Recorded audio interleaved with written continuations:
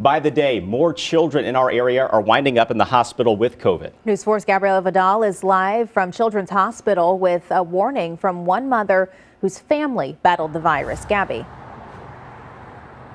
Yeah, Sam and Corey, right now 56 children in the hospital with COVID-19, 10 in the ICU. Now, I did have a chance to speak to a mother whose daughter got special life-saving treatment here at St. Louis Children's on New Year's Eve. She says she's grateful her daughter was able to avoid ending up hospitalized, while there is still growing concerns from healthcare leaders with this new variant spreading quickly, and as well as children returning back to school. Essentially lived in a bubble since she was born. A bubble protecting her 3.5-year-old daughter with Down syndrome that finally burst when her daughter contracted COVID-19 over the holidays. Emma Helton's doctors quickly went to work to get her approved for a monoclonal antibody therapy treatment.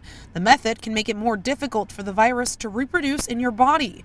Emma received the treatment on New Year's Eve at St. Louis Children's. It was my understanding from the ER doctor, she had never recommended anybody for the antibodies until that day when she recommended them for Emma. She felt very strongly that if she didn't get them, she was very concerned. Emma avoided becoming hospitalized, but St. Louis task force leaders say earlier this month only a fraction of high-risk patients can have this therapy because of a nationwide supply shortage. Proportionately, we're seeing fewer kids being admitted, but it is still up, and some of those children do become more significantly ill. So I would advise parents, if you haven't been able to take your child to get vaccinated yet and they do qualify, I would strongly encourage you to consider getting them vaccinated. Dr. Rachel Charney with SSM Health Cardinal Glennon Children's Hospital says vaccinations plus keeping children home when they're sick are the best ways to keep kids out of hospitals. You can almost assume that if your child is ill with respiratory or even gastrointestinal symptoms like throwing up and diarrhea, the most likely they have COVID. We know that testing can be very hard to find right now.